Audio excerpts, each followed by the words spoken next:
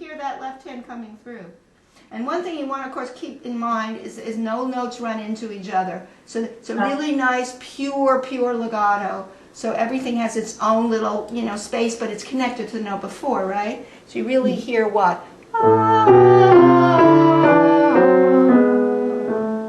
That last note, you can see, goes forward a little bit. Why do I do that? Because I don't want to crash, right? I want a resolution, a melting in, right? So let's try that.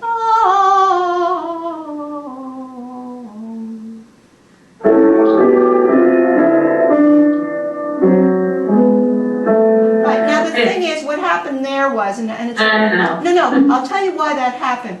Because for some reason you were up here and you thought, how am I going to go up because I feel like I'm already up, right? Now, so, I hate to overanalyze this, but I usually do because it's a physical thing. And I say to myself, how do I go up if I'm already up on the black notes and I'm a little high? Well, I might want to lower my wrist more on the black notes so when I get to the last note, there's somewhere to go a little bit forward to prevent the crash.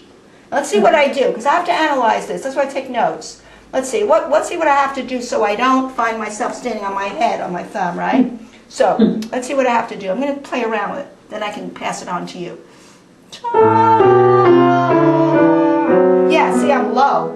I'm low. Now I can go forward. See, notice I'm over here. I'm over here. I'm not like this when I get to those black notes, because then I can't go forward and then taper off my phrase, right?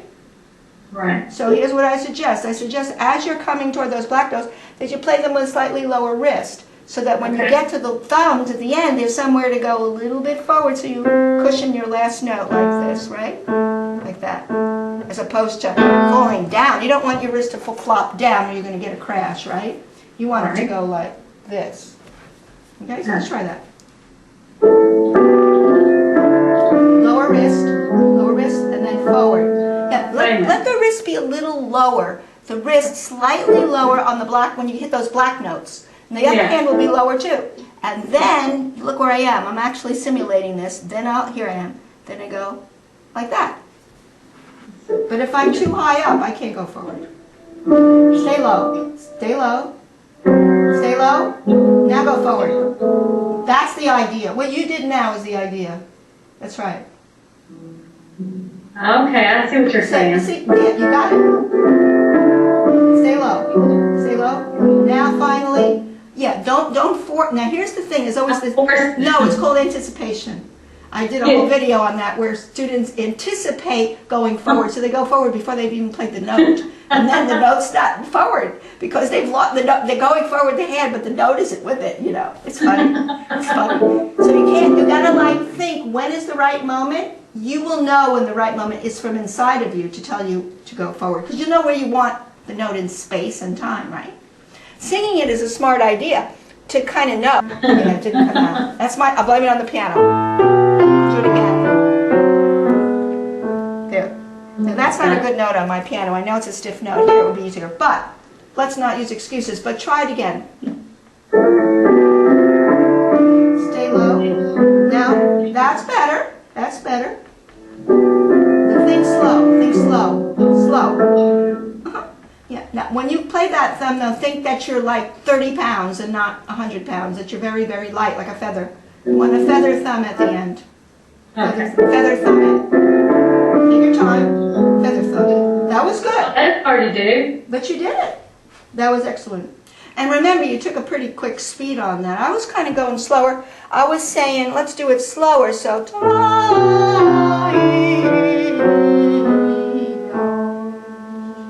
now look where I am. Here, I'm showing you. See, am I doing that? No. I'm just a little bit forward. Okay, let's. Excellent. That was beautiful. Did that feel okay? Yes. Yeah, you really do have to kind of sing it, don't you? Singing it is so good. Whenever I have problems with phrasing or even anything I want to do, I put my hands in my lap and I sing it, and then I play it as I sing it. Of course, you have to sing it with a shape to it, right? You can't just go da da da da da da da. That won't do anything. But I don't have a good voice. I'm the opera singer, but I know how to shape the line more, how to breathe through the line. Yeah, that helps. Yeah, so that's very good. So that's going to stop the crash, right? Because if look what happens if you do that, you just crash. So that's much better. Now when you do the staccato, you're going to do the woodpecker business. You know, let's say bop, bop, bop, bop, bop, bop, bop, bop. Or if it's long, you would do bop. Or short, I would still come forward. Let's say I did a mall staccato, I still go forward because I don't want that, right? Right. I want just wispy. You know? You can practice the last note. And you know, you have your two thumbs doing that, right? The left is in front of the right. Yeah, the left is in front of the right. Yeah. Right. Left and the right. Okay. Right, and you can just practice right. The last deal is that. Bom, bom, bom. I'm doing different octaves, so I have the video camera running here. Yeah, there. Right. See how see that kind of practicing is good for you. Yeah, because you learn how to do notes in a certain way, right? How to make colors and sounds. Okay. That's good. Now, That's good. all right. Now, so you want to, I think as a summary of everything you're doing, you should do all three forms, let's say in eighth notes, in contrary motion. So you could start with, or slow 16th. Right? Then go into what? Harmonic, minor. This is a good thing to do. And then go into melodic. So the three forms in a slow pace. Okay. So let's try that. Three forms in a row. Okay. And for 16. Yeah, slow. We can make slow because remember you can decide what beat you feel comfortable with, but you keep the same beat through the three times, right? Right. The 3 times, yeah. So da.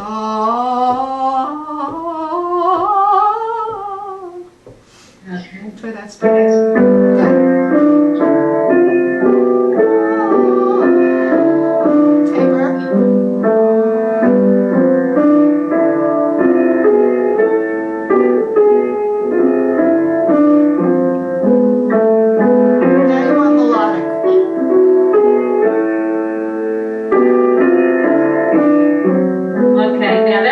Rusty, but right, but you got the idea of what we're working on to do. Right.